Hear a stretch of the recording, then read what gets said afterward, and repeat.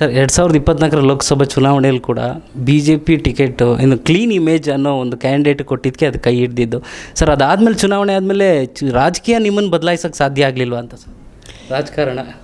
ಇಲ್ಲ, ನಾನು ಈಗಲೂ ಕೂಡ ಅಷ್ಟೇ.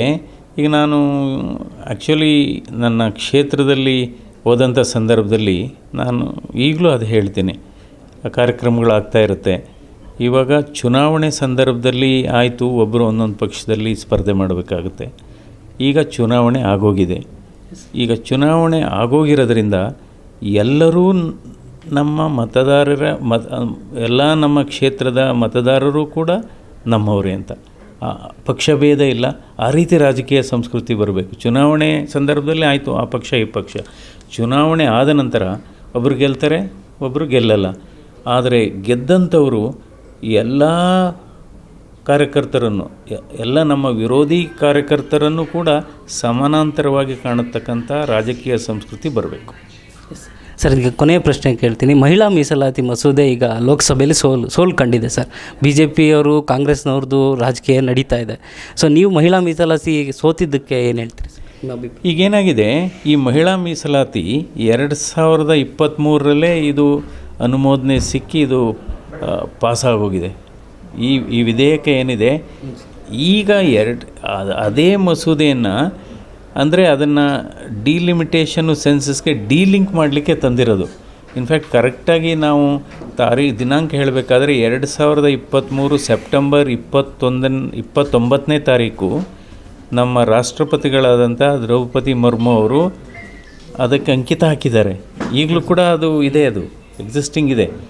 ಇವಾಗ ಏನಾಯಿತು, ಇದನ್ನು 2011ನೇ ಸೆನ್ಸಸ್ಸು ಆಧರಿಸಿನೇ ಡಿಲಿಮಿಟೇಷನ್ ಇದನ್ನು ಅನುಷ್ಠಾನಕ್ಕೆ ತರಬೇಕು, 2029ನೇ ಚುನಾವಣೆಗೆ ಅನುಷ್ಠಾನಕ್ಕೆ ತರಬೇಕು ಅನ್ನೋ ದೃಷ್ಟಿಯಿಂದ ಈ ಸರಿ ಇದು ಲೋಕಸಭೆಯಲ್ಲಿ ಮಂಡನೆ ಆಯಿತು. ಸೊ ಅದಕ್ಕೆ ಹಿನ್ನಡೆಯಾಗಿದೆ. ಇವಾಗ ಅದಕ್ಕೆ 2/3 ಮೆಜಾರಿಟಿ. ಬಟ್ ಇದು ವಸ್ತುಸ್ಥಿತಿ ಹೇಳಬೇಕಾದ್ರೆ 2023ನೇ ಇಸ್ವಿನಲ್ಲೇ ನರೇಂದ್ರ ಮೋದಿಯವರ ಸರ್ಕಾರನೇ ಈ ಬಿಲ್ನ ಪಾಸ್ ಮಾಡಿದ್ದಾರೆ. ಅದಿದೆ, ಇನ್ನೂ it is in operation. So ಅಂದರೆ ಏನಾಗಿತ್ತು ಅಂದರೆ ಇದು ಒಂದು ತಪ್ಪು ಕಲ್ಪನೆ. ಇವಾಗ ಇಲ್ಲ, ದಕ್ಷಿಣ ಭಾರತದಲ್ಲಿ MP ಲೋಕಸಭಾ ಸದಸ್ಯರ ಸಂಖ್ಯೆ ಕಡಿಮೆ ಆಗುತ್ತೆ, ಉತ್ತರ ಭಾರತ ಮತ್ತು ರೆಸ್ಟ್ ಆಫ್ ಇಂಡಿಯಾದಲ್ಲಿ ಈ ಲೋಕಸಭಾ ಸದಸ್ಯರ ಸಂಖ್ಯೆ ಜಾಸ್ತಿ ಆಗುತ್ತೆ, ಇದಕ್ಕೆ ಹೋಲಿಕೆ. ಸೊ ಈಗಲೂ ಕೂಡ ತಗೊಳ್ಳಿ, ಈಗ 543 ಸದಸ್ಯರ ಬಲ ಇದೆ ಲೋಕಸಭೆಯಲ್ಲಿ ಈಗಲೂ. ಹೌದು ಸರ್, 129 ಲೋಕಸಭಾ ಸದಸ್ಯರು ದಕ್ಷಿಣ ಭಾರತದಿಂದ ಇದ್ದಾರೆ. ಇನ್ನು 413 ಲೋಕಸಭಾ ಸದಸ್ಯರು ಉತ್ತರ ಭಾರತ ಮತ್ತು ರೆಸ್ಟ್ ಆಫ್ ಇಂಡಿಯಾ ಇದ್ದಾರೆ. ಈಗಲೂ ಡಿಫ್ರೆನ್ಸ್ ಇದೆ. ಈಗೇನಾಗಿದೆ, ಭಾರತ ದೇಶದ 20% ಜನಸಂಖ್ಯೆ ದಕ್ಷಿಣ ಭಾರತದಲ್ಲಿದೆ, 80% ಜನಸಂಖ್ಯೆ ರೆಸ್ಟ್ ಆಫ್ ಇಂಡಿಯಾದಲ್ಲಿದೆ. ಸೊ ಅದಿದೆ. ಬಟ್ ಇವಾಗ ಏನಾಯಿತು, ಈ ಬಿಲ್ ಪಾಸಾಗಿದ್ದರೆ ನಮ್ಮ ಕರ್ನಾಟಕದಲ್ಲೇ 28 ಸೀಟು ಬದಲು 42 ಲೋಕಸಭಾ ಸದಸ್ಯರು ಆಗ್ತಾಯಿದ್ರು.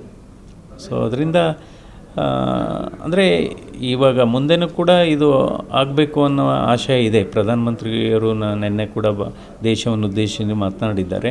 ಸೊ ಅಂದರೆ ಇದರಲ್ಲಿ ಒಂದು ತಪ್ಪು ಕಲ್ಪನೆ, ಅದೇ ಒಂದು ತಪ್ಪು ಸುದ್ದಿ ಪ್ರಚಾರ ಆಯ್ತಿದ್ದು. ಇಲ್ಲ ದಕ್ಷಿಣ ಭಾರತಕ್ಕೆ ಇದರಿಂದ ಅನ್ಯಾಯ ಆಗುತ್ತೆ. ಆಗಲ್ಲ. ಇನ್ಫ್ಯಾಕ್ಟ್ ಈಗ 2026 ಅಥವಾ 27ನೇ ಸೆನ್ಸಸ್ಸು ಈಗ ಆಗ್ತಾ ಇದೆಯಲ್ಲ, ಅದನ್ನೇ ಆಧರಿಸಿ ಏನಾದರೂ ತೀರ್ಮಾನ ತಗೊಂಡ್ರೆ ನಮಗೆ ಕಡಿಮೆನೂ ಆಗ್ಬೋದು. ಸೊ ಅದರಿಂದ ಯಾಕೆಂದರೆ ಮಹಿಳಾ ಮೀಸಲಾತಿ ಬಹುಶಃ ಅದರದ ಪ್ರಯಾಣ ನೋಡಿದರೆ 1996ನೇ ಇಸ್ವಿನಲ್ಲಿ ಅಂದಿನ ಪ್ರಧಾನಮಂತ್ರಿಗಳಾಗಿಂತ HD ದೇವೇಗೌಡರು ಇದನ್ನು ಮಂಡನೆ ಮಾಡ್ತಾರೆ 96ನೇ ಇಸ್ವಿನಲ್ಲಿ ಲೋಕಸಭೆಯಲ್ಲಿ. ಹೌದು ಸರ್. ನಂತರ ಏನಾಗುತ್ತೆ, 98, 2002, 2003ರಲ್ಲಿ ವಾಜಪೇಯಿನವರು ಮಂಡನೆ ಮಾಡ್ತಾರೆ, ಆಗಲ್ಲ. ನಂತರ 2010ರಲ್ಲಿ ರಾಜ್ಯಸಭೆಯಲ್ಲಿ ಪಾಸಾಗುತ್ತೆ. ನಂತರ 2023ರಲ್ಲಿ ಲೋಕಸಭೆಯಲ್ಲಿ ಪಾಸಾಗುತ್ತೆ ಇದು. ಸೊ ಇವಾಗೇನಾಯಿತು, ಅದೇ 2023ನೇ ಬಿಲ್ನ ಇದಕ್ಕೆ ಅದು ಏನಾಗಿತ್ತು, 2023ನೇ ಬಿಲ್ ಅಲ್ಲಿ ಏನಾಗಿತ್ತು ಅಂದರೆ ಅದರಲ್ಲಿ ಅದು ಸೆನ್ಸಸ್ ಮಾಡಿ ನಂತರ ಡಿಲಿಮಿಟೇಷನ್ ಮಾಡೋಂಥದ್ದು ನಿರ್ಧಾರ ಆಗಿತ್ತು. ಅದು ಬೇಡ, 2026 ತನಕ ಕಾಯೋದು ಬೇಡ, ಈಗಲೇ ಮಾಡೋಣ ಅನ್ನೋ ಉದ್ದೇಶದಿಂದ ಇದು ಬಿಲ್ಲು ಮಂಡನೆ ಆಗಿತ್ತು. ಅದು ಪಾಸ್ ಆಗಲಿಲ್ಲ.